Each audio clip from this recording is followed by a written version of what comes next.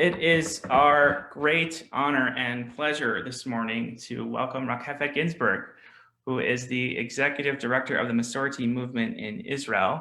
It's important to remind folks that it's only here in America that we use this very strange word, conservative, to talk about our movement.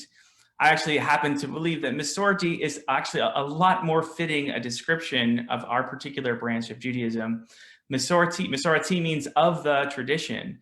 And we believe with full fervor that we are the authentic inheritors of the tradition that not only was that began at Sinai, but especially of the rabbis, those who reinvented our religion and made it relevant for a very different world than the one described in the Torah, who recognized that our faith is flexible and yet at the same time that it has boundaries, who recognize the special relationship that we have with each other and with God, and yet insist upon engaging with the world beyond our walls, beyond our communities, both in terms of those that we partner with and those that we determine are working against God's work in the world, who are working for injustice and oppression, to stand up and be a voice for justice in this world.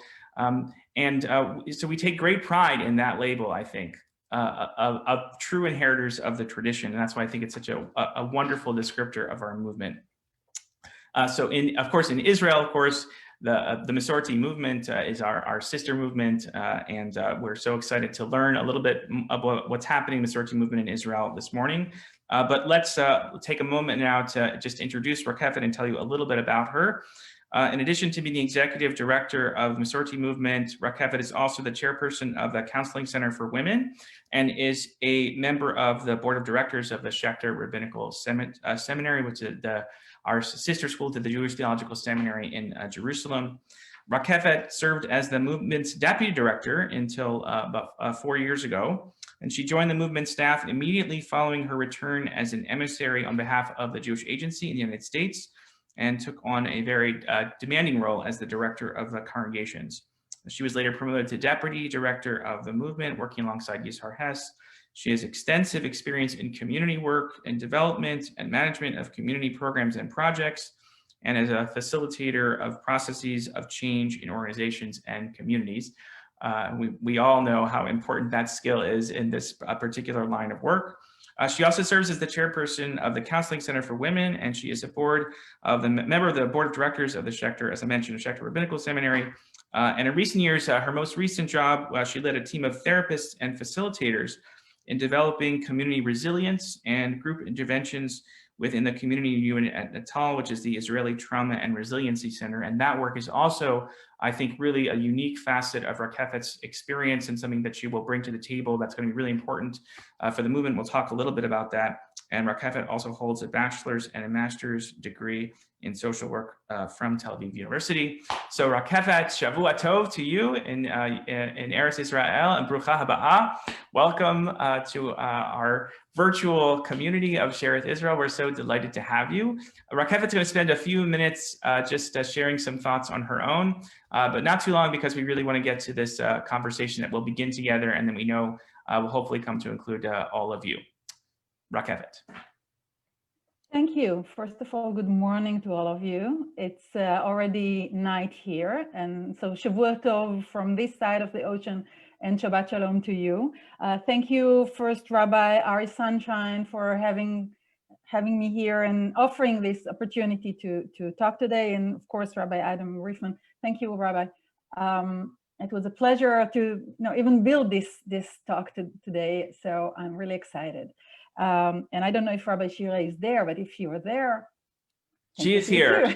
She's with Hannah and Rebecca somewhere, I think, actually walking around the neighborhood at this point. So, Yeah, I can imagine. Yes. Yeah, but by the Zoom, it's really hard to know who is exactly on this talk today. So good morning to all of you. I'm really so happy to be here. I'm part of the conservative movement, or the Masorti movement, as Rabbi Adam just explained, in Israel, actually for the last 13 or 14 years. It's quite interesting. I think my way to the conservative or the Masorti movement in general, and it goes through US somehow on the way. I want to start to say I live in Israel. I'm a third generation in Israel. My parents were born here. My grandparents arrived here very, very young. And I grew up here knowing that I'm secular, even though I'm observant for many, many things, but still kind of secular. And when my oldest son was 10 years old, I thought, this is a way for me to look for something that's going to be more Jewish in my way. And we've started to look for things. And we found out about a minyan that just established in our hometown that was reformed. And then we arrived 3 years later to US and saw that there is many more ways to be Jewish and many more ways to be religious. So getting to know the Masorti was for me first time in US, and then later coming back from the Shlichut in US and coming here, joining the movement here. I live in Rosh Hashanah, which is in the center of Israel, east to Tel Aviv, somehow, if you can imagine the map. And I live here for about 27 years. I grew up not far away from here. I'm married to Ariel. My husband is Ariel. He grew up actually in Argentina. And when we got married, we moved here, and our kids were born here and grew up here.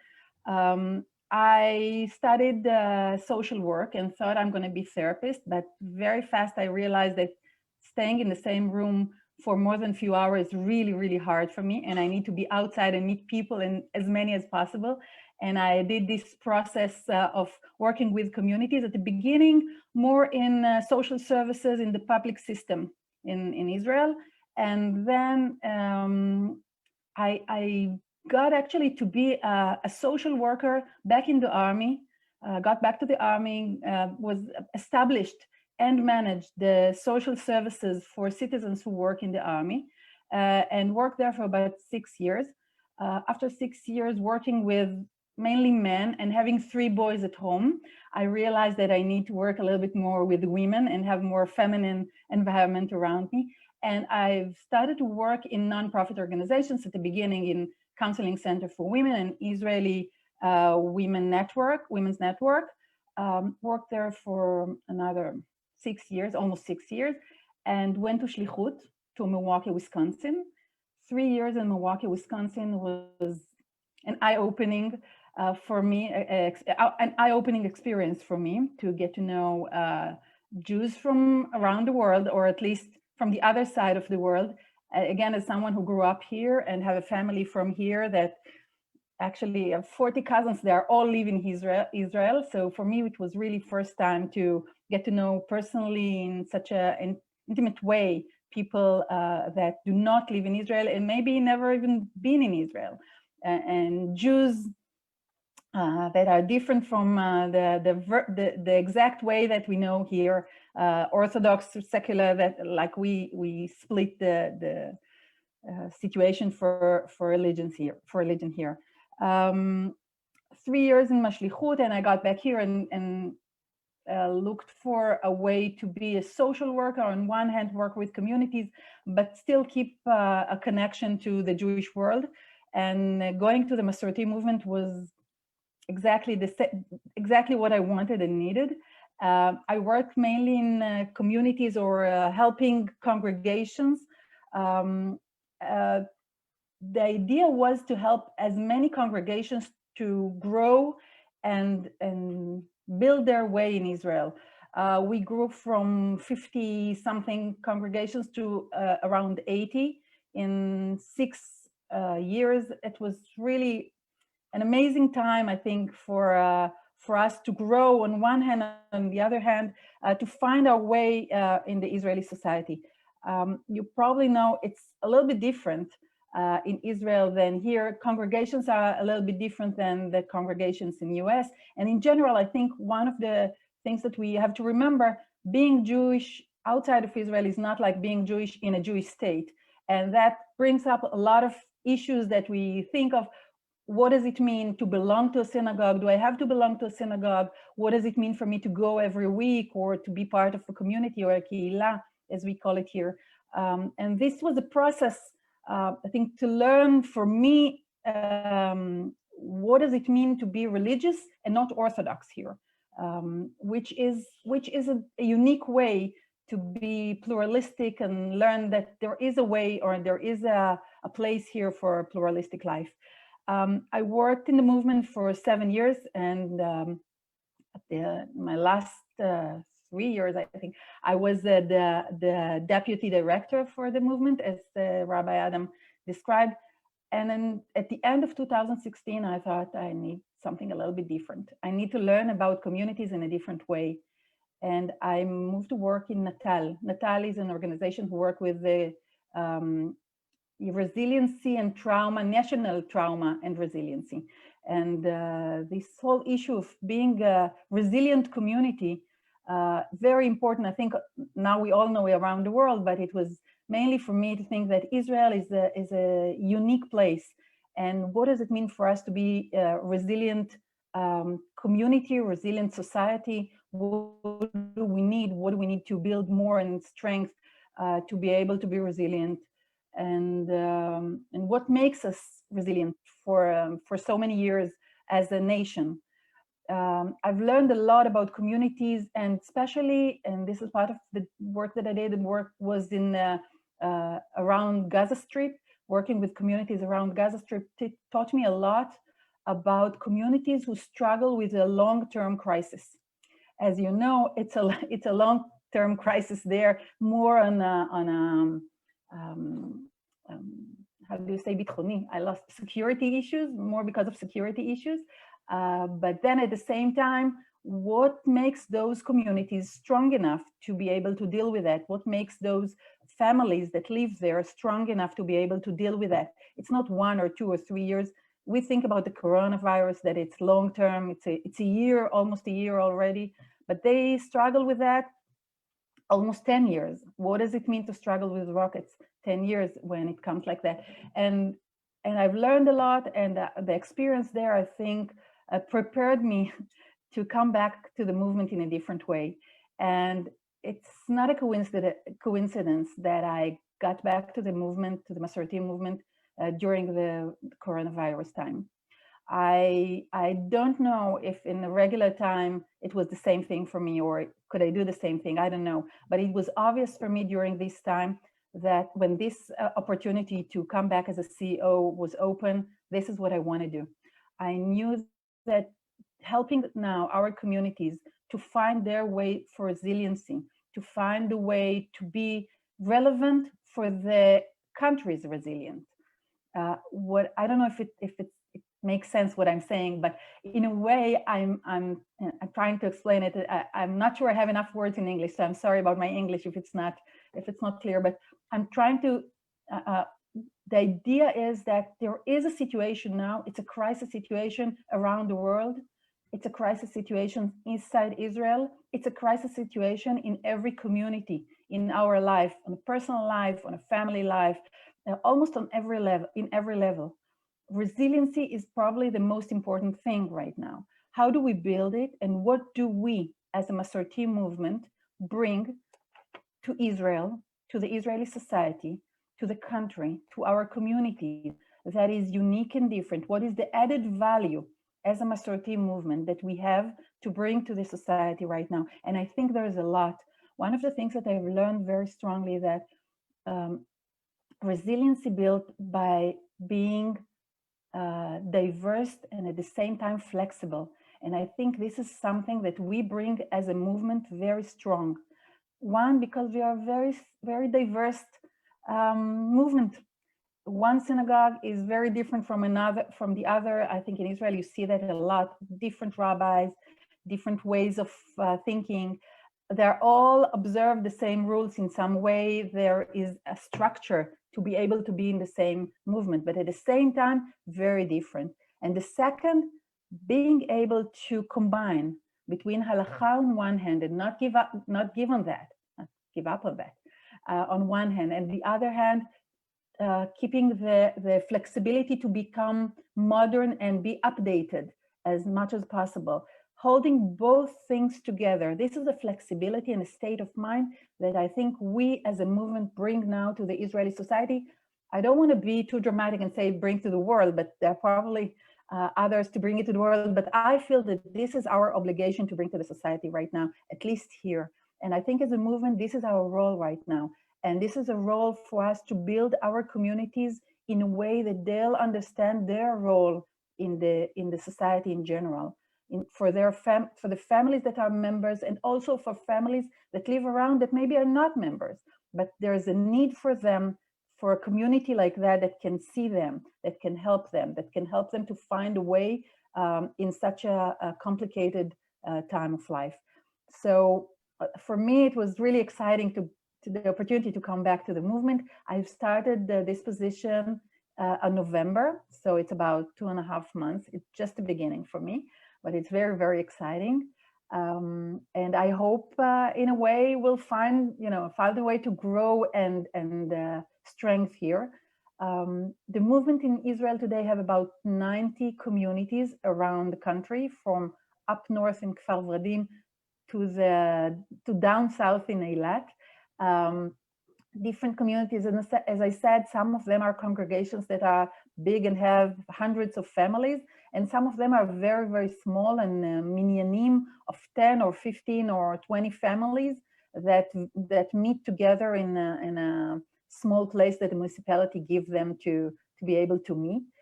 Some have rabbis. A lot of them do not have rabbis. And this is part of the challenge that we're facing. And I think it's an interesting one, especially in the Israeli culture. What does it mean to be a conservative or a Masorti rabbi? And how community led by a rabbi, when all speak Hebrew and all can read their tefillah alone, what does it mean to be a rabbi in a community like that? There is a special role, I think, for Israeli rabbis that is different from rabbis around the world. Not to offend any rabbi in this today, Rabbi Adam, or I mean, I don't want to offend anyone, but I want to make sure that. Oh, okay. But it's really different, and I think it's a challenge for them. I think it's not. I think it's something that, especially in this time, especially in this challenge of Corona, that changed everything. That people meet only by Zoom, and you can't visit your members, and you can't go to and you do shiva you see that everything that happens only through Zoom.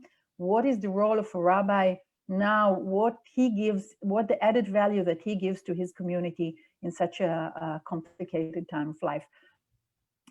So we have about 30 rabbis around the country today that are pulpit rabbis. There are many more others that do not serve in a community as a community rabbis, but of course help in different ways. We also struggle, or at least deal with the political situation around us. It's part of the system in Israel. It's a long-term issue that we are facing and dealing with. And this is part of being here, being a little bit different than the Orthodox or the ultra-Orthodox that are very known here, and secular that maybe do not look for congregations. What does it mean to be Masorti? Consider yourself religious and still do not go to the Orthodox or ultra-Orthodox organizations.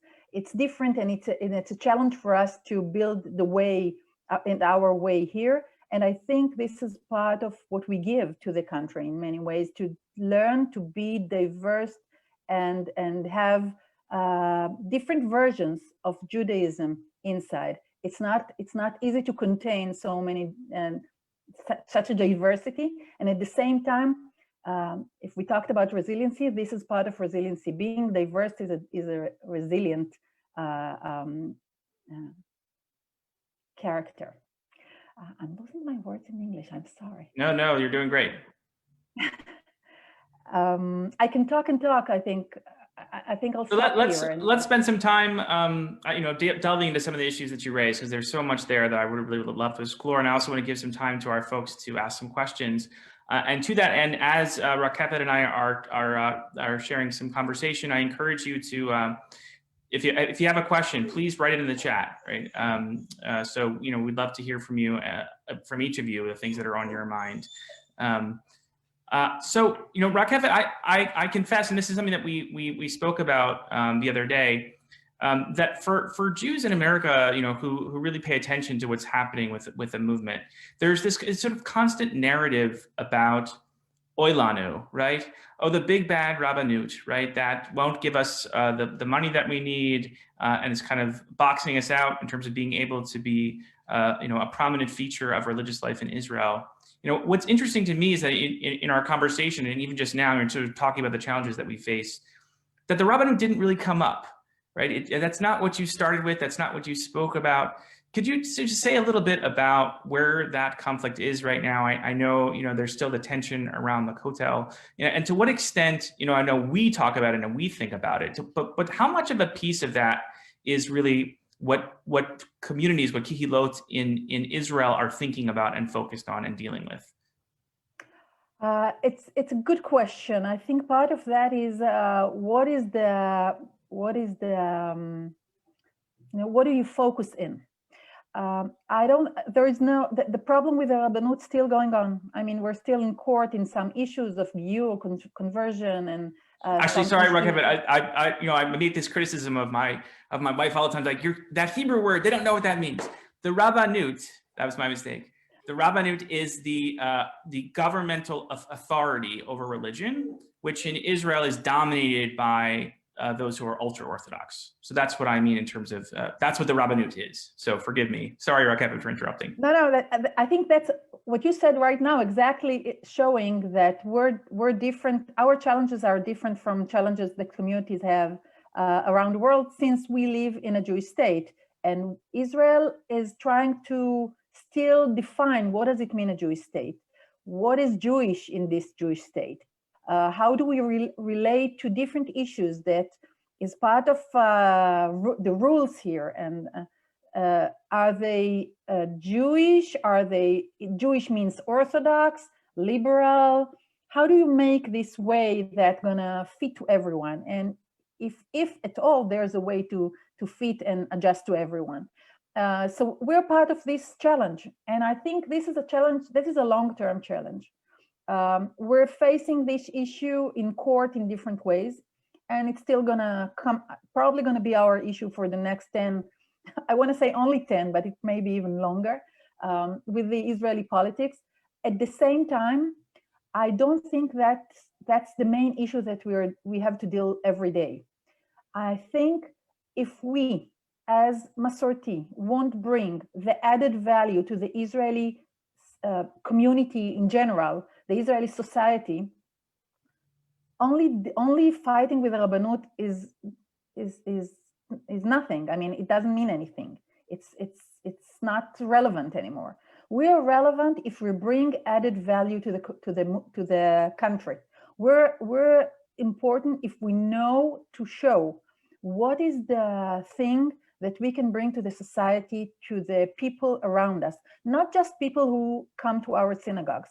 That's important, of course, but not only them. I think one of the things that we have to remember, that we are part of a society, and we have to affect somehow this society by bringing our state of mind, as I said, combining things, deal with the split that we have in this society, deal with the situation that there is only one way to be religious here.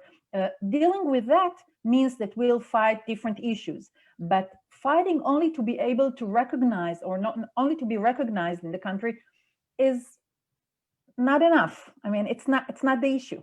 Of course, we have to fight for the Kotel because it's important for all of us that the Kotel gonna be open. Personally, this is a short story about myself. My grandparents from both sides, from my mother's side and my father's side, met in the old city of Jerusalem, and went every morning to pray in the Kotel. Now, one came from Iran, at least were born in Iran, and the second was born in Hungary, in Pennsylvania. And the only thing that was for them in common, that they went together to pray and could pray together at the Kotel in Jerusalem. And I'm talking about 100 years ago, okay? So for me personally, this is a very important thing. This is part of my life, okay? I need to be able to feel that this is home for me. So I'll fight for this. I'll fight to feel at home at the Kotel. But I won't fight only for the conservative movement to be recognized for itself, because the conservative movement is part of something. It's part of liberal life. It's part of being Jew in different ways. It's part of the feeling that every Jew, everyone that comes to Israel will feel at home in this country. That's the fight, not to be recognized just as a Masorti movement. The movement is a tool, is not the idea for itself. So yeah, so that's great. So, in thinking about that added value, I am curious, one of the big questions that we face here as conservative rabbis in America is that we occupy this middle ground. And that there's this sort of perception that middle ground is not just religious, but it's political, that we have to hold the center together, that we have to hold people of differing views together. And actually, Shearith Israel would take great pride in that. I think that's a project of great value for our community, not only to recognize how to stay together despite our disparate views, but also just to project that outward. Do you think that Masorti rabbis, that Masorti communities feel that same pull, that same obligation to be a moderating force in political language as well, to show that people of differing views can kind of get along? Or do they feel the call to, as some of our colleagues do, stand up and preach politics every Shabbat, to rail against this or that or the other? I think our political situation is complicated almost as yours. That people are very different, and in the same community you can have people from the right and from the left, people that are, or in Israel we say pro-Bibi or against Bibi. That's the issue. So you can find different people and they think different things, and you can't perch only for a certain side, because you lose some of your members. And at the same time, I don't think that's the right way. I think that's the thing, to have pluralism in politics points of view, like pluralism in Judaism. I mean, that's the basic. We can't call for pluralism and then in another subject say, no, there is only one way or only the right way. If we believe that pluralistic is a value for itself, pluralism is something that we have to have everywhere, and at the same time in the political system. So I think the rabbis in Israel are very aware to that, since this is something that they faced for a long time. I think they are just starting to realize how important they are to bring it out, to say it out loud, that pluralism and and different points of view in a political system is an important thing. Every time that there is, it goes like, sometimes more to the right, sometimes more to the left. And people many times think that, okay, it goes to the left, it will never come back to the right. It goes to the right, the society will never come back. And it shows that it goes back and forward. This is part of the system. This is part of the way of life, I think. And this is part of the beauty of a democratic country. And we have to encourage it. We have to encourage this pluralism, these opportunities. And personally, I don't think that the rabbi do not have his or her point of view, political point of view. I keep saying that you can't live in Israel without having a political point of view almost about everything. Everything is politics here. So obviously, every rabbi has his or her point of view about politics. But at the same time, I think we have to encourage different people to think different things. And more than that, to remember that there is no one, and I just, I keep saying that lately many times, none of us can be sure that he holds the only truth. There are more, we don't know. We assume this is the right way. We don't know. And we have to remember and be modest enough to respect other opinions, because it's not right or wrong. It's much more complicated than that. And as Masorti or conservative, we know that things are much more complicated. You can't just choose. You have to hold both. Wonderful. I've received a couple of questions. I'd love to have a couple of more, and we'll get to those in a minute. I just want to take the rabbinic privilege of continuing down this road for just a couple more minutes with Rakefet. You mentioned in our conversation young families. So, for sure in America, one of the primary challenges of synagogues is to attract young families with children, who can bring in the next generation of what a synagogue family might look like, and for continuity. What are some of the issues on the table there that are unique, perhaps, in Israel in terms of serving those young families? What is the value added for them in the movement in Israel for that particular demographic? I'll start with saying that most of the congregations that were built up to, I think, 15 years ago or something like that, were congregations that were built by people who moved to Israel, who immigrated to Israel, made aliyah from US, from South America, from Europe, but mainly people who came to Israel. And they become communities because they copied their communities from their hometown in US, in Dallas, and built another one in Kfar Saba that will be in a way similar, but in some ways different. And their kids grew up there, and that was great for their kids because they can keep the language and can keep some of the food and some of the the culture that they had before. But years later, their kids do not come back, and when they have grandchildren, they don't find them back in the synagogue, and they started to ask why. And some of them said because we don't have programs for young kids, and that's one issue to bring up. So they started to build some programs for kids, but they realized that it's not the only thing. Congregations in Israel were built by the system or by the organization that based on a congregation in US or in South America, not necessarily how it built, from the bottom in the Israeli society. So for many people who grew up here and have families and families that they meet on Friday night or Saturday and do meals with them, going to a synagogue at 6 p.m. on Friday afternoon is not really relevant, or not even not comfortable enough.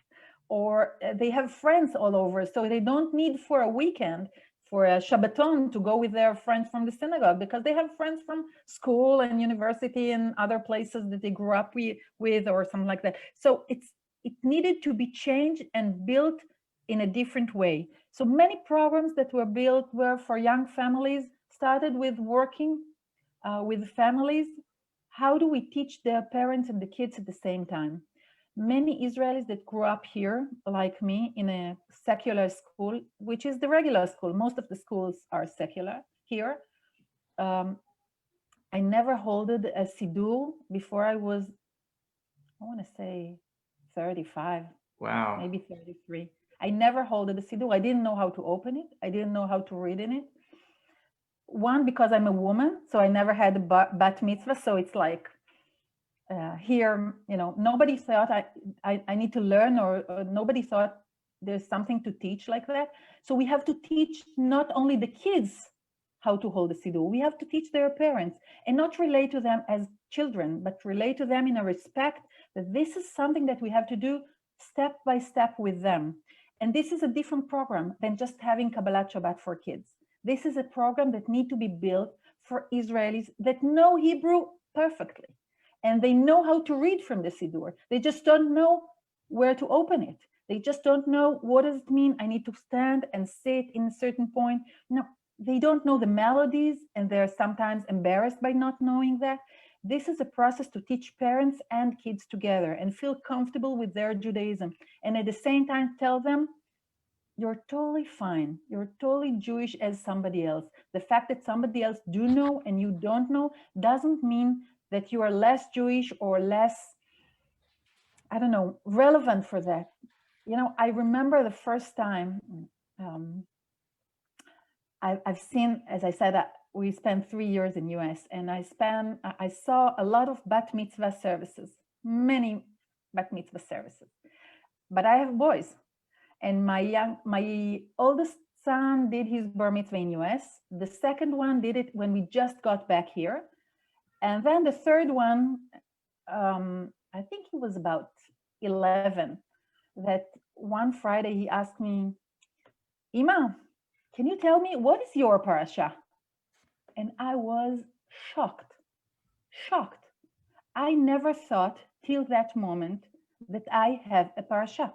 Now, I'm a feminist woman. I know what bat mitzvah is. I already worked at the Masorti movement for years. I've been in hundreds bat mitzvah services, and I never thought I'm part of it. This is something that belongs to me as well. I own a parasha. And this is something that a lot of us do not feel ownership for the Judaism or in their Judaism. This is a process. It's not something that comes from here. It's a process. And I'm saying it's not comes from here because here I knew I have a parasha. But here I never thought I have a parasha. I couldn't even believe that I have a parasha. Fascinating enough, his parasha and my parasha is the same parasha. But that's that's another story. But it was amazing for me to understand that Israelis need to learn Judaism, not Hebrew, not get into a synagogue and just pray. Judaism, the feeling of being Jewish, is a process that is more emotional than just logical or studying thing. So programs for kids and young parents or young families relate to that. They relate to their parents as much as they relate, or they should relate to their parents as much as they relate to their kids. So I'll ask one more question from me before I turn to a couple from our Kehillah. So speaking of women, right? So there's been a real change of leadership in the institutions and the movements here in America. We have a new chancellor of the Jewish Theological Seminary, Shuli Rubin Schwartz, who's a woman. We have a new executive director of the Rabbinical Assembly, and who also has, is also the chief executive officer of the Rabbinical Assembly, Jacob Blumenthal. In Israel, Yizhar did amazing work for many years. But in sort of feeling the generational shifts here that are happening in both Israel and America in terms of new folks coming into these positions. How much does being a woman play into this for you? It's a big deal for us here in America, and I'm wondering if it's the same over there. I'm the first woman who do this job. I mean, I'm the first woman as a CEO in the Masorti movement in Israel. We have women rabbi, more and more, I think, every year. And I think this whole issue of having more women in leadership positions in general is a process in the Israeli society in general. You can see that in more and more places. I can say as a woman that I think I bring something different a little bit. It maybe because I'm different from Yizhar, although I worked with him for 7 years, and he was really amazing. He brought great things to this movement here. But I think I'm bringing it different, not only because I'm a woman, also because I'm a social worker and he's a lawyer by profession. I mean, there are many differences that we bring to that. I think part of that is to learn that I think leadership, let's say with that, leadership change, not only in our movement. I think it's going to happen in different, and we can see that in different places as well. This is a time of change in general. It started a few years ago, and it's going to keep going in the next few years. People who expect for the future, or I don't know how you said it in English, atidanim, people who see, what's going to be expected and happen. Right. They're future tellers, right? Exactly, those people like that talk about the changes, the intensive changes that we're expecting in the next few years. They said that in the next 5 and 10 years, we're going to be changed more than the last 100 years that we did. So I don't know if it's going to be so intensive, but it's probably going to be a change, and probably going to be different than it used to be 10 or 15 years ago. It's different times, and I think different people come up and do that. It's also because there's an opportunity for those people. I don't know if 15 years ago a woman could do the same job that I'm doing, and I'm thankful to women that did it before and opened the way for me to be the first CEO. It's not a small thing for me. It's really, I mean, I feel. So let's talk about that. How do you say bat mazal? Lucky. Yeah. Let's talk about that same sort of in that same vein. This is a question from one of our members here. Um, Diversity isn't just about gender; it's also about race and heritage. And I think very much so in American Judaism. I think particularly in our movement, there's going to have to be a very, very important conversation about what Jews look like in the next 10 years, or and soon, right? That the statistics on Jews of color here in America are increasing steadily, and we have a lot of work to do in terms of learning how to be welcoming to Jews from all different backgrounds. Of course, right there, the influx of Ethiopian immigrants in Israel, we know that there are some similar issues on the table, but to what extent is that work happening actively in the movement right now in Israel? I've already mentioned my mother's family comes from Iran. My father's family comes from Hungary. I think diversity in colors is part of who we are, second and third generation that lives here. My husband came from Argentina. My kids don't know what they are. I mean, they're Israelis. They don't know what does it mean. And I think that's part of the mix that there is here in general. But you see more and more Israelis that look for something that doesn't matter if it comes from US or comes from South America originally, as I said, in those synagogues, because the accent somehow vanished or disappeared in those congregations. And that's the good way. That means that we're becoming more and more Israelis, or you hear more and more diverse, different accents in Hebrew. That's part of that. Unfortunately, we have, I think there's only one rabbi that was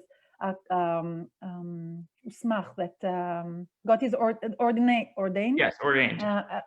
As a conservative rabbi in the past. I don't think he doesn't serve now as a pulpit rabbi, but we don't have enough, and we should have. But when you look at the students for Rabbanut, you see more and more different people, different colors. It's interesting that you call Ethiopian as a different color, because for many years, every Sephardic, and especially Yaman or something like that, consider as colored Israeli. So I think it depends. You already see different colors, and it all mixed. But it's a challenge around the world. Again, being pluralistic is a value. It's a value, and it's hard to hold this value. It's hard. It's easier when we all the same. I worked from Natal 2 years ago in Germany. I did a short work there for a few weeks, and it was quite interesting. Germany is used to be a very similar, I don't know, not diverse place. I don't know how many of you visited Germany. It's not a diverse area in general. It is a community, and suddenly they started to get a lot of people from Asia and from Africa, and they didn't know how to deal with that. And it took a while to say, you don't have to make them exactly like you, because they have to teach them how to be like the typical German. I said, no, part of that is to learn to accept the differences. That's a strength, to accept the difference, not to make him or her exactly like you are. You can learn from both sides. Learning or becoming diverse means that the strong group of people learn from the weak or the weakest part of the weakest group of the people. When we as a society, as Israeli society, will learn from Ethiopians, not just by their cultural things of dancing or singing, but also by their values, by the things that they bring to Israel, then it means that they are merged, they are part of the society. When we learn from them that it's not just nice and authentic, or I don't know how we call it in different names that sounds nice. It's not just that. It's not just something that it's beautiful to look at. It's also part of something that I have to learn for myself, for my life. Then it means that they emerge in the society, and that takes time, sometimes generations, as we see. But it's a process. And So for us as a movement as well. Yeah. This really is a wonderful conversation. We can and like should come back to it soon. I have a few more questions that I just want to make sure that I get to, and then one final one from us. You know, we talked a little bit before about the perception that secular Israelis have of religion, that it is like very black and white in the sense of, you know, it's only, you're only secular or you're only, you know, you're only Orthodox. Is that like what, you know, among the average secular Israeli, how much of an awareness is there of the Masorti movement as an option? You know, it's interesting. I see these surveys where many, like, you know, a large percent of Israelis identify as Masorti, but that doesn't necessarily call out to me as like the Masorti movement, right? So paint a picture of what that looks like in general. A lot of Israelis do not exactly understand what's the difference as we see that between reform and conservative, by the way. We have to remember that. And for the good and for the bad, by the way, they combine all together. You're all equal. You talk about men and women are equal, women that are rabbis, it's reform. It's easier to think like that. Right. Like you know, one quick story for me, and I was sitting in the Italian synagogue in Jerusalem, and a bunch of us from the conservative yeshiva went in on Shabbat morning because, you know, it's fascinating. The Italians pray very, like, I was totally lost in the service, right? And this is something, grew up in a Jewish day school.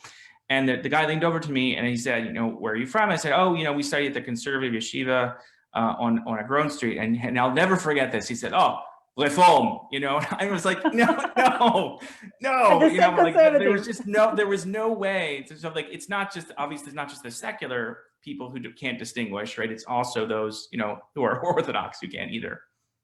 Mm-hmm. But you were saying, sorry. No, you're right. The name is unfamiliar for many, many people. The name is unfamiliar. And at the same time, I think it's amazing to see. When we look at, for example, bar mitzvah, there are less and less Israeli boys that do services. And at the same time, there are more and more Israeli boys and girls who come to conservative kehilot to have their bar or bat mitzvah, which means that at the same time, when the general number is getting down, the number in our community is growing. And it means that when they look for Jewish experience or Jewish service in life, they'll join our synagogues. They won't necessarily know that it's conservative. They may think it's reform or just something. I don't know. Liberal Orthodox, you hear that a lot now too. Liberal Orthodox, because it's the same prayer book that they used in the Orthodox, or similar, or same at tefillot. But at the same time, there is men and women can sit together. So it's sometimes confusing. And I think it's important, but it's not the most important thing. As I said, the movement is a tool. The movement is the infrastructure to bring values, not for itself. It's important. Of course, I want people to know that I'm Masorti. You know, the funniest thing, that my brother, after I got, you know, this position, told all his friends that I'm the CEO for the reform movement. And I said, no, look, I'm not conservative. I mean, after 7 years, I worked there, and now it's my brother. So what do I expect from others? But he didn't see the difference. For him, there is no difference. There is no difference. And this is something that we try to teach, but it is I'm talking about teaching grade 1st and 2nd, and this is grade 8. Right. Advanced, right. What are the differences between reform and conservative? I mean, even we have trouble answering that question, right? So two more questions. That's the important thing. That's not the most important thing. I think it's more important that people understand what does it mean, more than the name will tell. Yeah, for sure. Two more quick questions, and I want to finish. I know folks' tummies are grumbling. It's, you know, it's certainly it's lunchtime here in America. So, you know, just if I could ask you just to address very briefly, in terms of the political advocacy that the movement does, what's the channel for that? How does you know, both in terms of the religious pluralist issues and perhaps even other issues, you know, that are kind of consensus issues in the Masorti movement in terms of advocating, you know, lobbying the government, how does that work? We have no government for the last 2 or 3 years in different ways. So it's complicated for itself. We work with a lot of Knesset members. We have a program that works as part of the Masorti movement today, that's called Al Mishmar Knesset, that works with and it's a pluralistic. I lost the word in English to call it, but Al Mishmar Knesset actually sees all the programs that going on, all the discussions that are in the Knesset, and check what are the things that the Knesset members say, how they vote about those issues of religious and state, and make sure that we will talk with all the Knesset members that is needed. We will be part of every discussion that need to be. We will make sure that every Knesset member will get the information about the differences. If he just vote about something, he knows what's the effect of this vote on a pluralistic Judaism in Israel. We do talk and try to talk with every Knesset member that is possible. It works with some of them more than others. Now when the Knesset change every few months, it's really more complicated. But we're trying to be relevant there as well. Some of the things, and I'm saying that it's unfortunately, we're not getting answers from the Knesset, and we have to go to court like we do right now with the conversion. It's already 15 years in court, but the decision that was meant to decide by the government or by the Knesset never got there. And they haven't decided and actually pushed the court to decide, and we're waiting now for the court to decide if a conversion by Reform and conservative rabbis in Israel will be accepted as the Orthodox. It's an issue. It's an issue of power, mainly an issue of power. In everything in the political system, it goes with where the power is, and we have to be strong enough. We have to fight and be strong enough. But at the same time, remember that this is not the only. When we comes out for the Israeli society as only fighting, that's not who we are. That's not what we want to be. We're trying not to fight. We're trying to get really an arrangements that's going to accept and include. And inclusion is the main issue, not fighting. The Jewish Pluralism Watch is what it's called. Thank you so much, Devorah, for adding that. So yes, last question, I'm embarrassed not to say that in English by myself. No, it's Sorry. Okay. Rabbi Sanchan actually sent me this question, and it was great. Of course, we're going to ask the same thing, right? Which is what we want to finish with is, what can we do to help you? I want to sort of highlight again, Rakefet, that your story is the story of diversifying your views, opening yourself up to different kinds of Jewish communities around the world, particularly in North America. And I know I'm preaching to the choir, to our folks, about doing the same for Israel. But still, Tachlis, what are the things that we can do to support you, to support the movement? We have to remember that we are all in the same process right now.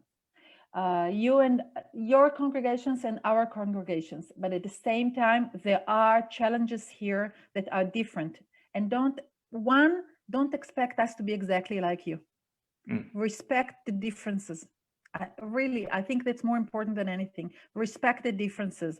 We can't do, and when I hear people say, do like we do here, no, that's not the issue. The issue is try to be who you are, you in Dallas and we in Israel, the way Dallas need you and the way Israel needs us.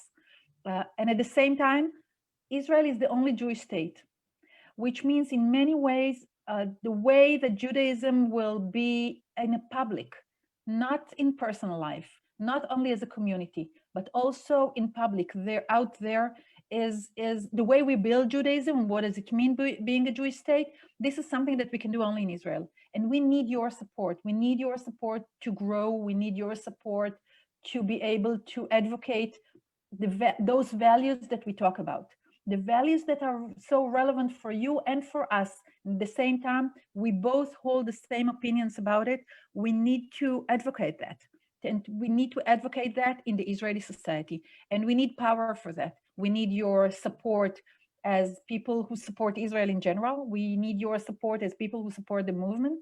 We need your support being there politically when we say, there's a need to see that there are Jews around the world that are conservative Jews and believe in this pluralistic Judaism.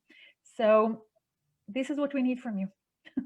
If you're asking, Well, Rakefet, it has been wonderful, extraordinary. It's been a wonderful conversation, and you've given us so much to think about, but most importantly, a lot of confidence in your leadership, in the future that you're going to help build for the movement. So thank you so much for joining us. I understand we're one of the first, if not the first, congregation that you visited virtually here in the United States.